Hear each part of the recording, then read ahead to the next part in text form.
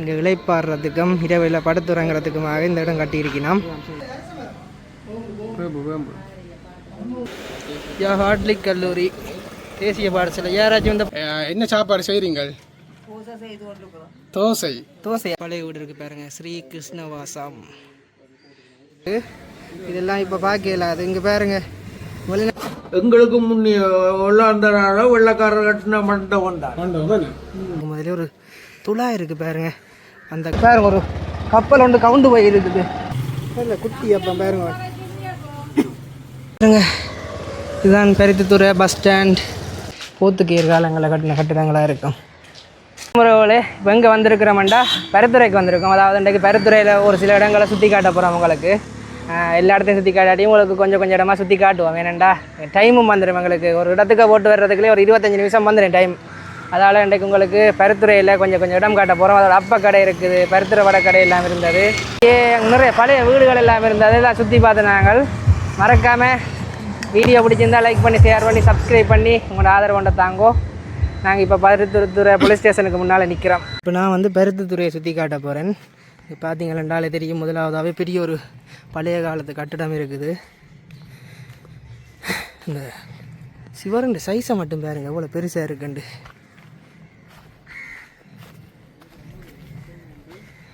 இல்லை உள்ள குப்பை தான் போட்டு வச்சிருக்கீங்கன்னா,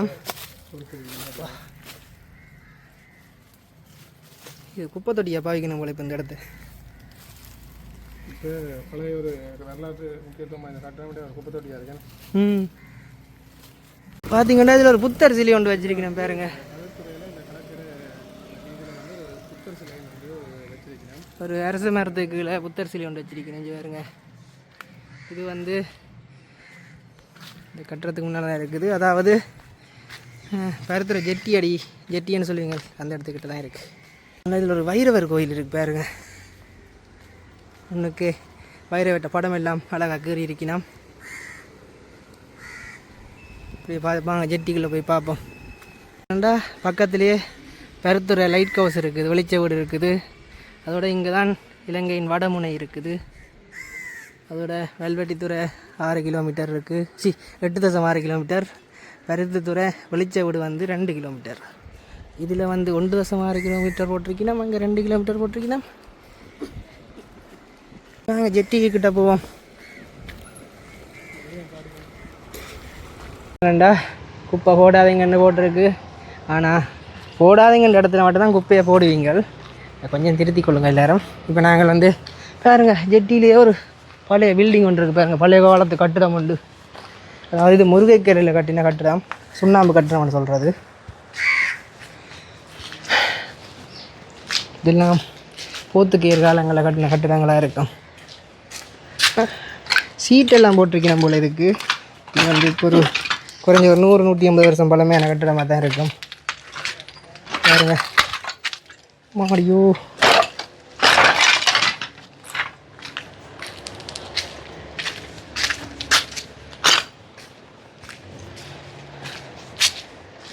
இது ஒரு தனி ரூம். இதுக்கு இங்காலையும் ஒரு தனி ரூம். இது ஒரு வீடாக இருந்திருக்கு போல் அந்த காலத்தில்.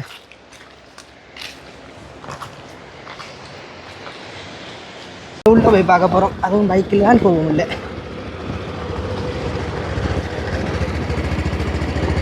கிட்ட போய் பார்ப்போமாங்க.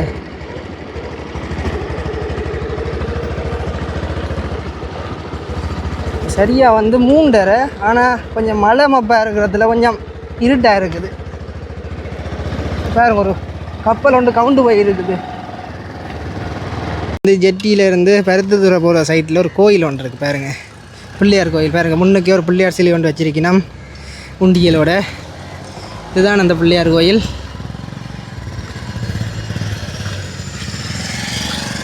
பூசை நடந்து கொண்டிருக்கு கோயிலில் பின்னேரம். அதாவது பின்னேற பூசை நடந்து கொண்டிருக்கு கோயிலில். பருத்தித்துறை டவுனுக்கிட்ட வந்துட்டோம்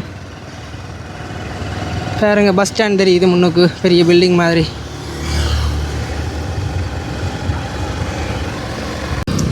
இதுதான் பருத்தித்துறை டவுன், அதாவது பருத்தித்துறை பஸ் ஸ்டாண்ட். அடி பாருங்க, இதுதான் பருத்தித்துறை பஸ் ஸ்டாண்ட்.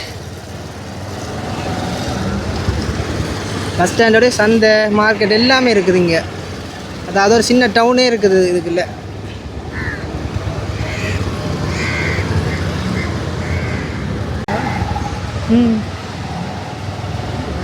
சார் ஒரு பிரம்மாண்ட மாதிரி இருக்குது பாருங்க. மரக்கறி சந்தை இருக்குது, உடுப்பு கடை இருக்குது, மீன் சந்தை இருக்குது, எல்லாமே பக்கத்தில் இருக்குங்க. அதாவது இப்போ பருத்தூர் டவுனுக்கு வந்தால் எல்லாமே வாங்கலாம். இங்கே வந்தால் பாருங்க, இதுக்குள்ளே போனால் ஒரு மீன் சந்தை ஒன்று வருது. இதுதான் பருத்தித்துறை மீன் சந்தை.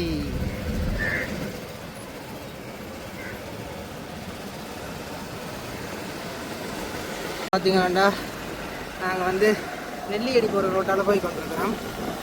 பருத்தித்துறையிலேருந்து நெல்லியடி போகிற ரோட் பாருங்க. ஃபுல்லாகவே உடுப்பு கடையும் ஃபேன்சி கடையுமா தான் இருக்குது. தும்பளை வீதிக்குள்ளே வந்துட்டோம். தும்பளை வீதியிலேயே ஆரம்பத்தில் பாருங்க ஒரு வளைவு ஒன்று இருக்குது பாருங்க, கிட்ட கொண்டு காட்டுற பாருங்க. தும்பளை வீதிக்குள்ளே வந்தால் ஒரு கோயில் ஒன்று இருக்குது. அதை விட இந்த கோயிலுக்கு போகிறதுக்கு முதலே ஒரு துளா இருக்குது பாருங்க. அந்த காலத்தில் தண்ணி அள்ளுறதுக்கு பாவிக்கிறது, கிணத்துல வாளி போட்டு தண்ணி அள்ளுறதுக்கு பாவிக்கிற துளா இருக்குது.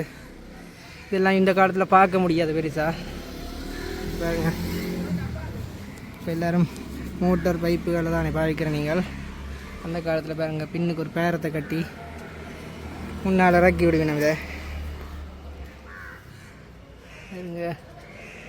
இந்த கோயில் வந்து சிவன் கோயிலா? ஆனால் நான் பார்த்தேன், இதை பார்த்து நான் பிள்ளையார் கோயில்னு தான் நினச்சேன். நான் அது பிள்ளையார் கோயில் இல்லை, சிவன் கோயில். பாருங்க மேலே 2 பக்கம் நந்தி வச்சிருக்கணும்.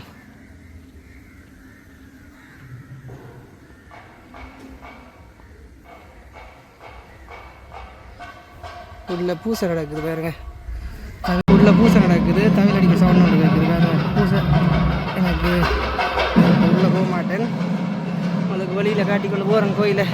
இடத்துக்கு பேர் தெருமூடி மடம். அதாவது பண்டைய காலத்தில் வழிப்போக்கர்கள் இல்லை இப்போ மாட்டு வண்டியில் சவாரி பயணம் செய்கிற ஆட்கள் வந்து இங்கே இளைப்பாடுறதுக்கும் இரவில் படுத்துறங்கிறதுக்குமாக இந்த இடம் கட்டியிருக்கணும்.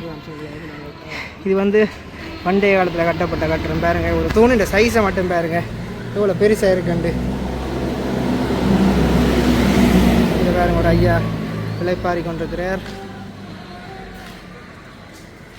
நல்ல பிரம்மாண்டமாக கட்டியிருக்கணும் பாருங்க. ஒரு சின்ன ஒரு கல்லை நடுவால் என்னென்னு சொல்கிற செதுக்கி இருக்கணும். அதாவது ஆடு மாடுகள் கொண்டு வர இதால் போய் தண்ணி குடிக்கிறதுக்கு, அந்த ஆடு மாடு தண்ணி குடிக்கிறதுக்கு. அதோட பாருங்கள் இது ஒரு நந்தி சிலை ஒன்று இருக்குது, கீழே விளக்கு இருக்குது பாருங்கள். அந்த சிலைக்கு கீழே இது பாருங்கள். அதுக்கு இந்த வரலாறு போட்டிருக்கணும், இதுக்கான வரலாறு. திருமூடி மடம் அதாவது புராதன காலத்தில் மோட்டார் வாகனங்கள் பாவனைக்கு வருவதற்கு முன் கால்நடையாகவும் மாட்டு வண்டில்களிலும் பாருங்கள் திருமூடி மடம் என்று போட்டிருக்கு. புராதன காலத்தில் மோட்டார் வாகனங்கள் பாவனைக்கு வருவதற்கு முன் மக்கள் கால்நடையாகவும் மாட்டு வண்டில்களிலும் பயணங்களை மேற்கொண்டு வந்தனர். இதன் காரணமாக மக்கள் இளைப்பாறுவதற்கும் இரவில் தங்குவதற்கும் உதவும் நோக்கில் பிரதான வீதிகளின் கரையோரங்களில் பிரதேச நலன் விரும்பிகள் மடங்களை அமைக்கப்பட்டன. அதாவது இதில் பார்த்தீங்கன்னா தெரியும், இது 17ஆம் நூற்றாண்டில் கட்டப்பட்ட ஒரு கட்டடம். 17ஆம் நூற்றாண்டு ஒரு பொது நூலகம் இருக்குது, பருத்தித்துறை நகர சபை என்ற பொது நூலகம்.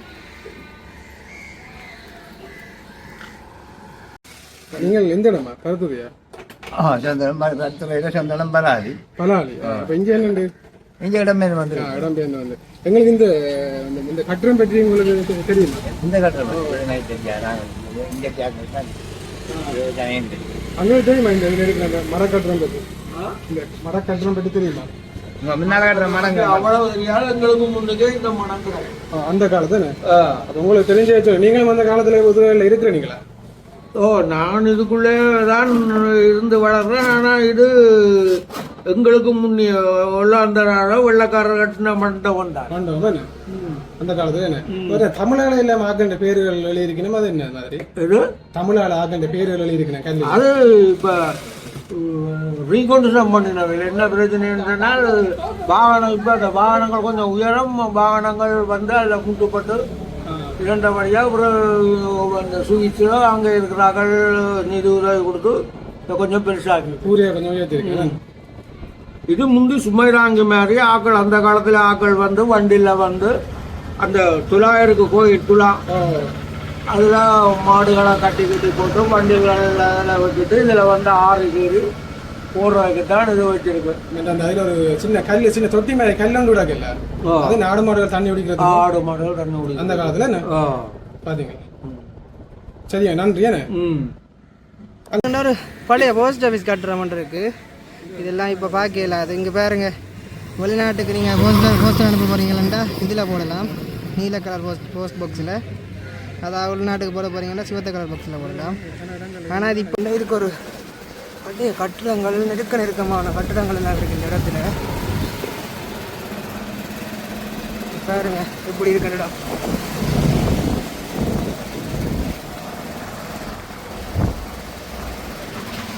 இங்கே நம்ம வந்து சரியாக பருத்தூர் பஸ் ஸ்டாண்டுக்கு பக்கத்தில் இருக்கிற ஒரு சின்ன ஒரு ஓடமாய் போகிற ரோட்டுக்கெல்லாம் போகுது இந்த ரோட் வந்து.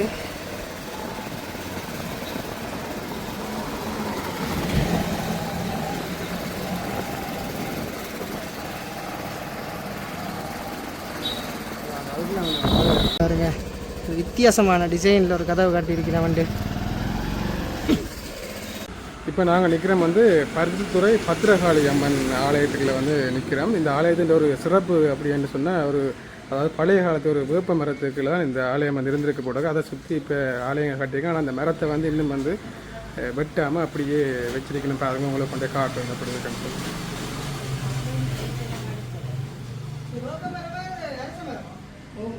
வேம்பு அங்கே இந்த ஆலயத்தின் வரலாற்று சொல்லுவீங்களே அங்கே? உங்களுக்கு சொல்லுங்க, தெரிஞ்ச அளவு சொல்லுங்க. இந்த வேப்பமரம் வந்து ஒரு 600 வருஷத்துக்கு மேற்பட்ட காலத்தில் இருந்தது. அது நல்ல புதுமையான கோயில். இப்போ இதில் அந்த ஒரு 9 செவ்வாய்க்கு இந்த கல்யாணமாக பிள்ளைகள் வந்து தேசிக்காயில் புளிஞ்சு அதில் விளக்கு எரிச்சிட்டு போனால் அது நேச்சர் காரியம் நடக்கும். அப்போ மட்டும் அந்த மரத்தை இல்லை பண்ணக்கூடாது, அதை சுற்றி ஆலயம் கட்டிக்கிங்களே. முந்தி சின்ன இருந்தது, முந்தைய கோயில் வந்து சின்னதாக கிடந்தது, பெருசாக கட்டியிருக்கோம். எந்த ஒப்ப மரம் பிரிச்சோம் அப்படி கோயிலை சுற்றி மேலே நின்றது. ஒவ்வொரு ஒப்பாக முறிஞ்சு ஒரே ஒப்பு தான் கிடக்கும். கோயிலுக்கு மேலே கிடக்கு. நாங்கள் அந்த தானாக முறியோணும் இல்லாமல் செய்யக்கூடாது. ரொம்ப பார்த்தீங்கன்னா தெரியும், வெளிட்டு பேசியிருந்தாலும் கட்டிப்பிடிக்கல. புதுமையான கோயில் ஒரு சிறப்பு கரையில் இருக்கக்கூடியால எல்லாரும் பெற்ற ஊராக்கெல்லாம் ஒரு சிறப்பான ஒரு ஆலயம் ஒன்று இந்த எங்களுக்கு பார்க்க கிடைச்சது. திருப்பம் உங்களுக்கு அந்த வேப்ப மரத்தை காட்டணும். அப்படி பாருங்க, அப்படி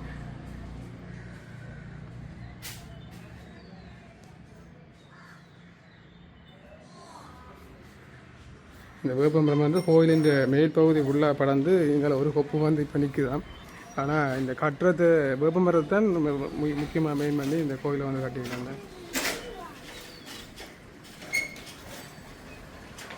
இந்த அந்த நாளே கதவு எல்லாம் இப்படி கிணறு குனிஞ்சோன்னு தான் விடுக்க போகிறோம். அதுதான் அதே இருந்தால் அது அந்த இருக்கிற வீட்டுக்கு மரியாதை செலுத்தணும். அந்த பழைய வீடுகளை போய் பாருங்க, 35 மாதிரி 6 அடியில் நில வச்சு கதவை வைக்கிறது, ஒரு 4 அடி 5 அடிக்குள்ள தான் இருக்குது. அப்போ இந்த கதவை பாருங்க, அப்படியே இதே திறந்து குனிஞ்சோடு தான் போகுது. வீட்டுக்காரங்கெல்லாம் இருந்தது. இப்போ எல்லாம் முடிச்சு இதெல்லாம் தங்கிட்ட வசதி கேட்டபடி எல்லாம் செய்து போட்டாங்க. இப்போ பெரும்பாலான வீடுகள் இப்போ எல்லாம் அடித்து காட்டிட்டு இப்போ இந்த பழைய வீடுகள் இருக்குது. அதெல்லாம் இந்த அதனால இந்த நாச்சதுர வீடுகள் நடுவில் முத்தம் இருக்கும், சுத்தோர ரெண்டு. இப்போ வந்து சில இடங்களில் பழைய வீடுகள் இப்படி வளர்ப்புறையிலையும் இருக்குது. இப்படியான வீடுகள் எல்லாம் இப்போ எல்லாம் பிடிக்கிறதெல்லாம் இருக்காங்க. அந்த காலத்துலேண்டா 4 அடி 5 அடியில் நாம் கதவு செய்வோம். வேணுண்டா குனிஞ்சு மரியாதையாக வீட்டுக்குள்ளே போகணுமெண்டு அந்த டிசைன்லாம் பாருங்கள். இங்கே நிறைய வீடு கட்டியிருக்கிறேன். கோயிலுன்ற பேர் வந்து பருத்தித்துறை பத்திரகாளி அம்மன் கோயில். அந்த காலத்தில் இந்த லைன் ஃபுல்லாக அப்பம் வித்த இடமா, அப்பக்கடை இருந்த இடமா. பத்திரகாளி அம்மன் கோயிலை தாண்டி வந்த உடனே அதில் ஒரு அப்பக்கடை ஒன்று இருக்குது. அந்த ஐயா சொன்னார், இந்த ஏரியா ஃபுல்லாக அப்பம் வித்த ஏரியா தான், அப்பக்கடை வச்சிருந்த ஏரியாவா. பருத்துறைக்கு வந்து அப்பம் சாப்பிடாம போனாங்க. அப்படி இப்போ வந்து எங்களுக்கு குலாத்தில் 2 அப்பம் வாங்கி தர போகிறார். ஆளுக்கு 2 சோடி அப்பம். அந்த அப்பம் வாங்கிட்டோம். இதுதான் அப்பம். அப்பத்தை வெளியில் எடுப்போமே. காசு வாங்கிட்டு காட்டுற மாதிரி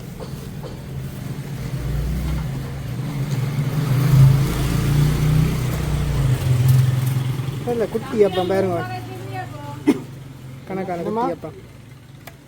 இப்போ நாங்கள் கருத்துறையில் வந்து அப்பம் வந்து சாப்பிட போகிறோம். நான் வேறு வேறு இடங்களில் வந்து அப்பம் சாப்பிட்றது நான் அப்போ இப்போ கருத்துறை அப்பம் வந்து எப்படி இருக்கிறது பார்ப்போம். அப்பத்தின் சைஸை வந்து கொஞ்சம் வித்தியாசமாக இருக்கு. எனக்கு போனேன் குட்டி அப்பம் வந்து குட்டி அப்பமா இதுக்கு பேர் கருத்துறை அப்பம். ஆனால் நல்ல தேன் மாதிரி இருக்க போட ஏன்னா அந்த இனிப்பு ஃபீல் வந்து தனியாக வந்து எப்படி இருக்கு அப்பம்? நான் நினைக்கிறேன் மூணாவது அந்த பாலை பற்றி போட்டுட்டு அதுக்கு மேலே பொறுமை வந்து சீனி கொஞ்சம் போடணும் கூடாது. ஏன் சரி இனிக்குதோ? நல்ல இனிப்பாக இருக்குது, டேஸ்ட்டாக இருக்குது. பாருங்க பருத்துரு அப்போ பால் அப்பம் அப்படி இருக்குது. அதே மாதிரி பிள்ளைய அப்பவும் இங்கே வந்து செஞ்சு விற்கிறோம். உங்களை விற்கிற இடங்களும் வந்து காட்டி இருந்தாங்க. நான் இதனால் டவுனுக்கு பக்கத்தில் வர அந்த ஒழுங்கேக்கில் இருக்கிற அப்போ தான் இது நாங்கள் சில சில இடங்களில் வேறு வேறு சாப்பாடுகள் இருக்கும். பருத்துற வடையெல்லாம் இது கொஞ்சம் காட்டுறோம் வாங்க. பார்த்தீங்கன்னா ஒரு சித்தி விநாயகர் வித்தியாலயம் ஒரு ஸ்கூல் இருக்குது 120 மீட்டரில். வாங்க போய் அந்த ஸ்கூலை பார்க்கலாம். பாருங்க வித்தி இன்னும் ஒரு கடை ஒன்று இருக்குது. அம்மா வணக்கம். என்ன சாப்பாடு செய்கிறீங்க? தோசை. தோசையா? இப்போ எவ்வளோ காலம் அம்மா செய்கிறீங்க இது?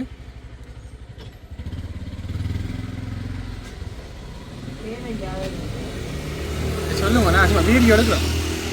இப்போ வந்து அம்மா வந்து தோசை வந்து செஞ்சு விற்று கொண்டு இருக்கிறா பாருங்க. எப்படி ஒரு இடம் இது வந்து ஒவ்வொரு வீடுகளுக்கும் சில சில வீடுகளில் முக்கியமாக இப்படி ஒரு இடம் ஒன்று இருக்கும். அடுப்பில் தான் நம்ம சொல்கிறோம். இதில் ஏதோ ஒன்று வச்சுருக்கம்மா. இது என்னது? எள்ளுப்பாவும் வச்சுக்கிறீங்களா? நம்ம வந்து எள்ளுப்பாவும் வந்து வியாபாரம் செய்கிறவாங்க பாருங்க. இதெல்லாம் வந்து நீங்கள் பருத்துறைக்கு வந்தீங்கன்னு சொன்னால்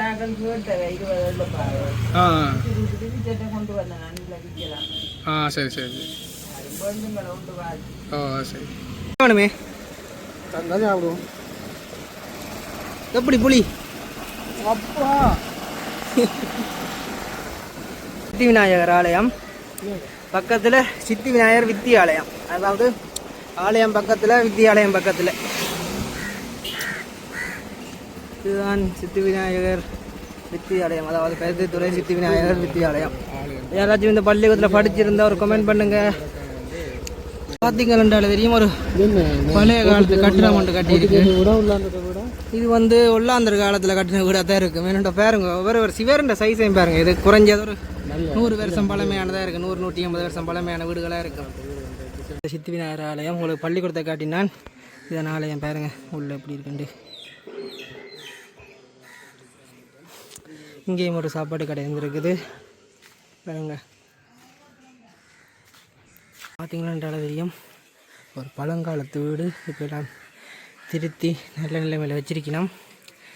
இங்கே பாதி வீடுகள் பழைய காலத்து வீடுகள்லாம் இருக்குது, எல்லாம் திருத்தப்பட்ட நிலைமையில்.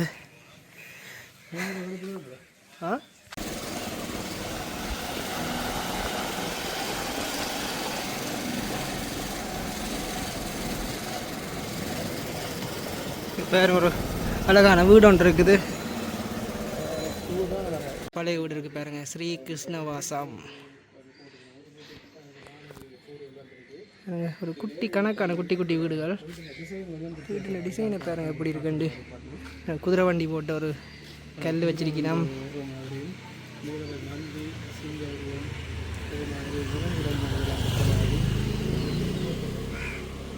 ஒரு சிறுவர் பூங்கா இருக்குது.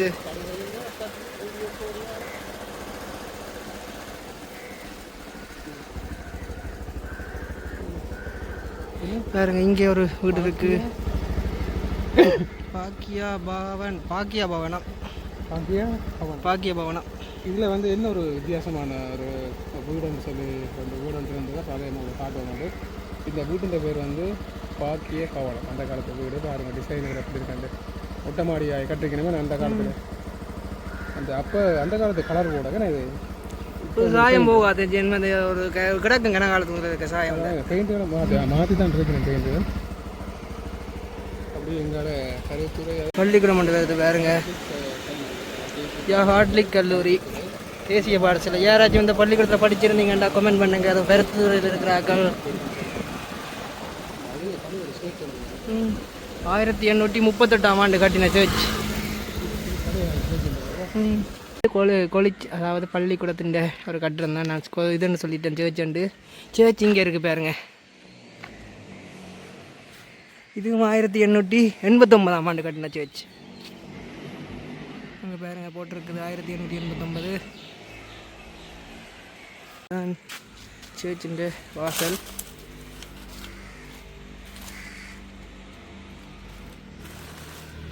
பாருங்க புறா இல்லாமல் வந்து நிற்கிது. அதில் ஸ்கூல் இருக்குது பாருங்க, சென்ட் மேரிஸ் கேர்ள்ஸ், ஒரு கேர்ள்ஸ் காலேஜ் ஒன்று இருக்குது.